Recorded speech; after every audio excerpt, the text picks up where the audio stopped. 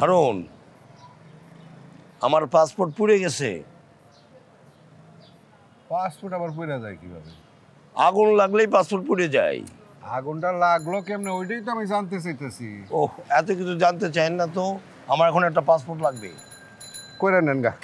আরে আপনাকেই পাসপোর্ট করে দিতে হবে। স্যার, আপনাদের এসব ঝামেলার মধ্যে আমি আর ঢুকতে চাইতেছি না। দয়া করে ওর মধ্যে আর আমার ঢুকায়েন না, আমার মাফ করে দেন। স্যার, হারুন স্যার, আপনি ছাড়া আমার কেউ নেই।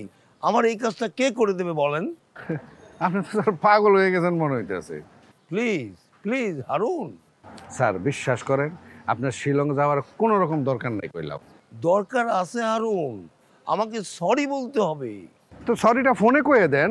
না না, আমি তার সাথে অন্যায় করেছি, আমাকে তার সামনে যেতেই হবে। তার সামনে আমাকে নত হয়ে আমাকে অন্যায় স্বীকার করে নিতেই হবে।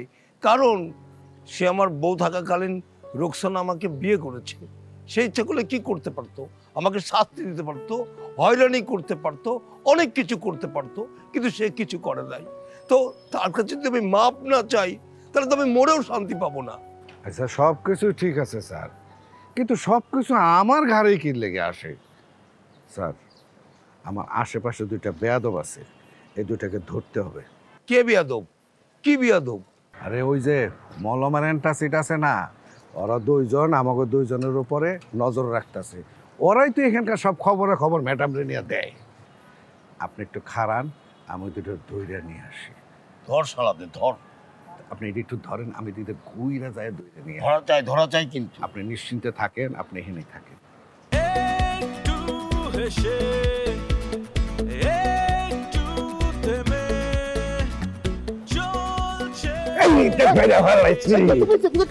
কোনো কথা কবি না, কোনো কথা কবি না। রক সুস্থ মরছিস, আমার লগে চল, সোজা আমার লগে চল।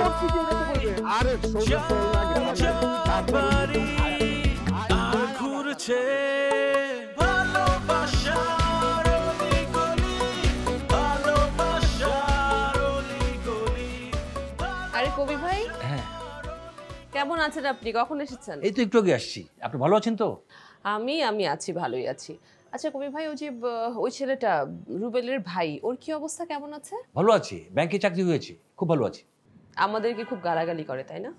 না না, ও বুঝতে পেরেছে রুবেল রায়নার সাথে যে কাজটা করেছে এটা তো মোটেও ভালো কাজ করেনি, কিন্তু খুন তো হয়েছে। খুন তো আসলে কেউই করতে চায় না। কিন্তু হয়ে তো গেছে। একটা মানুষের মরে যাওয়া এর চেয়ে বেশি আর কি হতে পারে? রাখিনি, এই মহল্লায় পা দিয়েই আমার কেমন জানি শূন্য শূন্য লাগছিল চারদিক। কোণে চলে যাওয়া বিয়েবারের মতো লাগছিল মহল্লাটাকে। আসলে কি হয়েছিল বলতে পারেন? মহলে আসলে কেউ নেই কবি ভাই। দরিয়া, পলাশ, তমাল, শহীদ, নদী, এরা কেউ নেই। আরে তাহলে তো সবচেয়ে বেশি ক্ষতি আপনারই হয়েছে। আমার আর কি ক্ষতি? ভালোবাসা হারানো ক্ষতি। আগে পলাশ এবং শহীদের ভালোবাসায় আপনার চারপাশ থই থই করতো, এখন একেবারে শূন্যতা। আমি কখনোই সেভাবে ভাবি না কবি ভাই। মিথ্যে বলে লাভ নেই রাগিনী। ভালোবাসা অনুভব করতে পারে না এরকম প্রাণী এই ধরাধামে নেই। আপনার পাশে আগে কত কত ভালোবাসা ছিল, আর এখন শূন্যতা, খা, তাই না? ভালোবাসাহীনতায় আসলে বাঁচা যায় না, কিন্তু এই ভালোবাসার অলিগুলি মানুষকে কোথায় নিয়ে যায় কেউ জানে না কিছু। আপনি আমার মন খারাপ করে দিলেন কবি ভাই। আমার এই বিগত ভালোবাসাগুলোর জন্য আমার মন খারাপ হচ্ছে। খারাপ লাগলে শোক করেন, ভালোবাসার জন্য শোক করবেন না তো কিসের জন্য শোক করবেন না?